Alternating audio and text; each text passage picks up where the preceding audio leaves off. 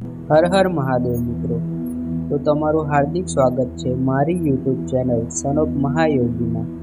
જો તમે આ ચેનલ પર પહેલી વાર આવ્યા હોય તો વિડીયોને લાઈક, શેર અને ચેનલને સબસ્ક્રાઈબ જરૂરથી કરજો, તેથી આ ચેનલના પ્રત્યેક વિડીયો તમને સર્વપ્રથમ મળી રહે.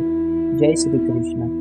તો મિત્રો, આ વિડીયોમાં આપણે અશ્વમેઘ યજ્ઞનું ફળ આપતી વિજયા એકાદશીનું મહાત્મ્ય શું છે અને આ વ્રત કોને કર્યું હતું તે જાણીશું. તો બોલો શ્રી હરિ વિષ્ણુ ભગવાનની જય, લક્ષ્મી પતિની જય. ચતુરાનંદ બ્રહ્માજી નારદજીને વિજયા એકાદશીની કથા કહીને સંભળાવે છે. ભગવાન રામચંદ્રજી 14 વર્ષનો વનવાસ ભોગવવા સીતાજી અને લક્ષ્મણ સાથે વનમાં વિચરણ કરતા કરતા પંચવટીમાં આવીને રહ્યા હતા. સમુદ્ર મંથન વખતે શિવજીએ જેમ ઝેર પચાવ્યું હતું તેમ પંચવટીમાંથી સીતાના હરણને શ્રી રામ જ પચાવી શક્યા છે. રાવણ સીતા માતાનું હરણ કરી ગયો. રામ લક્ષ્મણ જટાયુને મળે છે. સીતાની સઘળી હકીકત કહી જટાયુ મૃત્યુ પામે છે. રામને સુગ્રીવનો સાથ મળે છે. વાનર સૈન્યની સહાય મળે છે. હનુમાનજીએ સીતાજીને અશોકવનમાં જોયા. શ્રી રામની મુદ્રિકા આપી અને અશોકવન ખેદાન મેદાન કરી નાખ્યું. પછી લંકા દહન કર્યું. સમુદ્ર પાર કરવા માટે લક્ષ્મણે કહ્યું કે આપણે મહર્ષિ બદકાલવ્યને જઈને મળીએ, બાજુમાં જ તેમનો આશ્રમ છે. ત્યારબાદ બધા આશ્રમમાં ગયા. શ્રી રામે કહ્યું, મુનિવર્ય, લંકા જીતવા માટે વાનર સેના સહિત અમે સમુદ્ર કિનારે આવ્યા છીએ, પરંતુ સમુદ્રનું પાણી તો ઊંડું છે.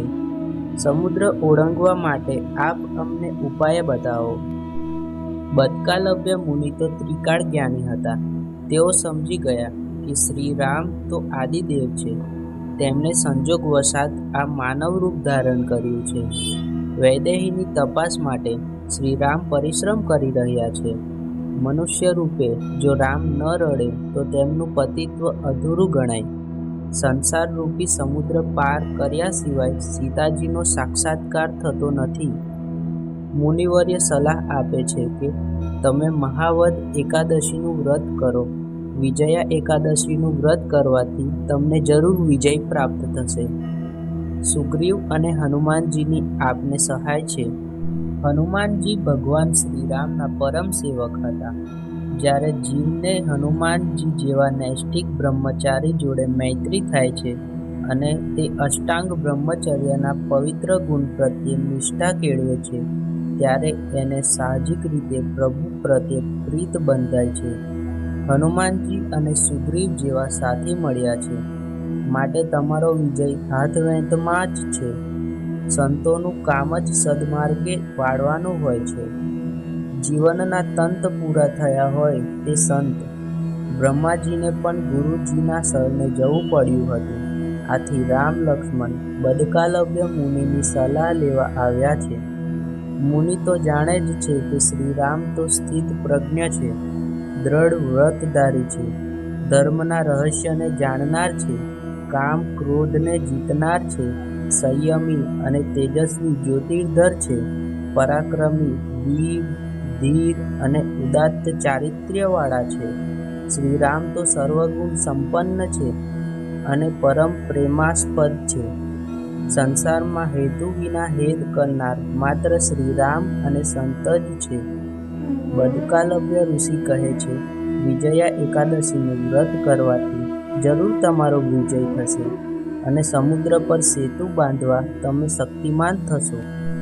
ત્યારબાદ મુનિએ આ વ્રત કરવાની વિધિ જણાવતા કહ્યું કે મહાવદ દશમના દિવસે માટીનો, તાંબાનો કે સુવર્ણનો ઘડો લઈ તેમાં પવિત્ર જળ ભરી આસોપાલવના પાન મૂકી સ્થાપના કરવી.